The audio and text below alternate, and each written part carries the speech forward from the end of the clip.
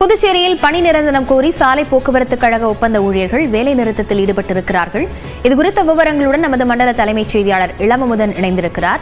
இளமமுதன், என்னென்ன கோரிக்கைகளை ஊழியர்கள் முன்வைக்கிறாங்க? புதுச்சேரியின் அரசு நிறுவனமான சாலை போக்குவரத்து கழகம் PRTC பேருந்துகள் இயக்கப்படவில்லை.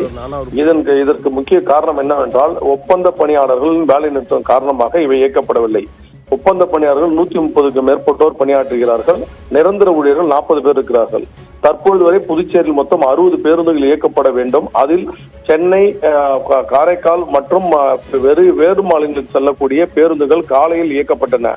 முன்பதிவு செய்தவர்களுக்காக மட்டுமே இந்த பேருந்துகள் இயக்கப்பட்டன. மற்ற பேருந்துகள் எதுவும் இயக்கப்படாமல் பணிமனையில் நிறுத்தப்பட்டுள்ளன. இருக்கும் நிரந்தர ஊழியர்களை கொண்டு ஒரு சில பேருந்துகள் மட்டுமே இயக்கப்படுகின்றன. குறிப்பாக கிராமப்புறங்களுக்கு அரசு பேருந்துகள் எதுவும் இயக்கப்படவில்லை.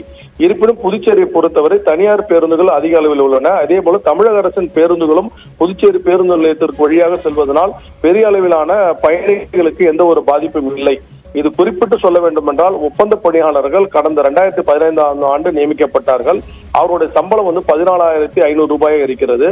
அவர்களை பணி நிரந்தரம் செய்ய வேண்டும், சம்பள உயர்வு அதிகரிக்க வேண்டும் என்பதை வலியுறுத்தி தான் இவர்கள் பல கட்ட போராட்டம் நடத்தினார்கள்.